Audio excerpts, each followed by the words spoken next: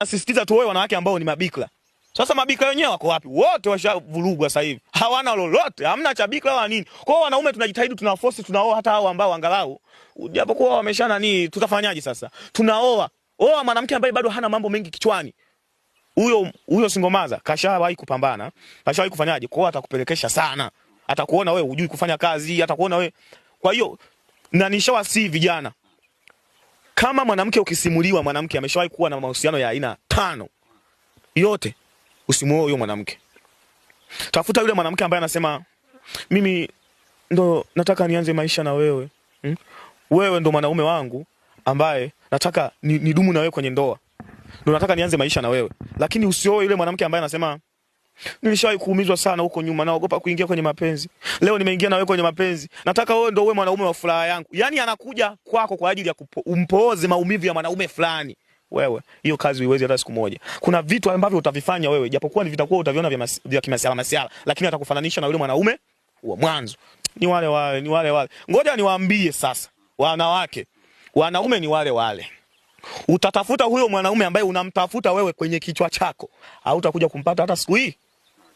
Unakuta mtu ni malaya, alafu anaomba Mungu ampe mwenza wake mwema. Hivi akili kweli inakuja hapa? Hata Mungu alisema nitakupa kufanana naye.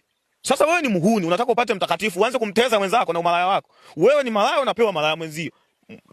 Ngoma draw. Mkishatakutana wote malaya, mkishindwana, haya achaneni. Lakini msiachane kabisa, mrudiane. Muachane nani akuoe. Ushachezewa huko. Ndo haya yanatokea. Unakuta mwanamke kabla ya kuolewa anatumika. Ndo akishaingia kwenye ndoa, wanaume sio na vibamia, sio wanaume wana nguvu za kiume. Usingetumika kabla ya kuingia kwenye ndoa. Hayo mambo ungeyajuaje?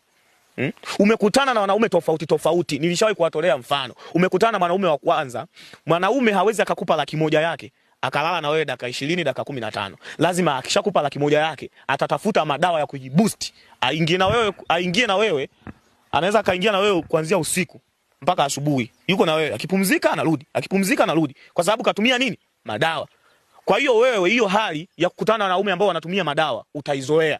Utakuja ukutane na mwanaume wako ambaye yuko serious. Mwanaume wako anaweza kutumia madawa kwenye ndoa? Hawezi kutumia. Sasa wewe umeshazoea kutumia wale wanaume. Ushazoea kulala na wale wanaume ambao wanatumia madawa. Ataanza kumuita huyu mwanaume hana nguvu za kiume, hata muita. Lazima aseme hivyo kwamba huyu mwanaume hana nguvu za kiume, anakibamia. Kwa sababu alikuwa amezoea kulala na wanaume wale ambao walikuwa wanatumia booster. Lakini mwanaume wako hawezi kutumia booster. Hawezi. Kwa sababu gani? Mwanaume nje anatumia booster. Mimi siwezi nikakupa 100,000 yangu afu nikalala na wewe dakika 15. Ni kitu ambacho hakiwezekani. Hela inauma, hela ngumu. Ukiona mwanaume anatoa hela mfukoni, ujue kaitafuta kwa jasho sana. Ukiona mwanaume anakupa 10,000, 5,000, ujue kaipambania. Iheshimu. Ndio sisi wanaume ambao tunajitafuta wanatukataa. Wewe bado una hela, siji nini, wakishazalishwa na wenye hela ndo wanarudi kwetu mtaani ili sisi tuwaoe. Na sisi tunasemaje? Tushashitukia huo mchongo. Waende wakaolewe na hao wenye hela, waende wakaolewe na waliowazalisha. Mwanaume ukiona anakupa buku 2,000, ujue mwanamke anaweza akaamka hapa, akatembea kidogo tu, akarudi na 50,000. Utafutaji wa mwanaume na mwanamke ni vitu viwili tofauti.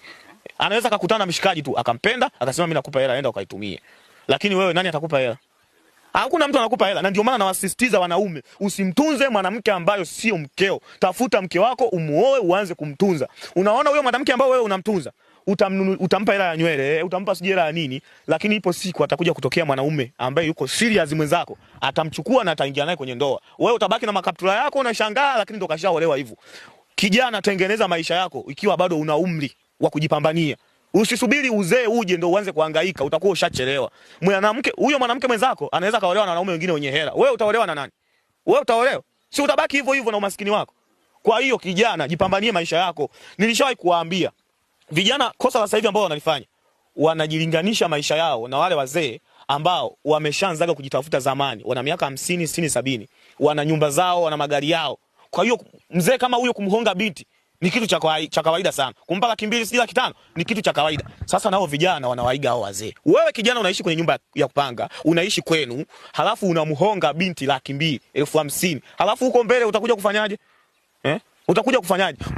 Huwezi kuendelea. Usishindane maisha na wazee ambao washajitafuta. Wewe umri wako ulionao usishindane. Eti wewe tafuta hela, wanawake watakuja. Waje wapi? Kwa nani? Kufanya nini? Wakati hauna hela walikuwa hawaji. Ukishapata hela ndo waje kufanya nini? Halafu sijui wanaume tuna akili za aina gani. Yaani mwanaume ukishapata hela ndo unaanza kuona anatakiwa niongeze mwanamke wa pili. Huo ni uhuni. Ni uhuni ambao utakiwi. Mwanamke wako unakuta kakuvumilia wakati bado huna kitu. Mpaka umejitafuta umejipata.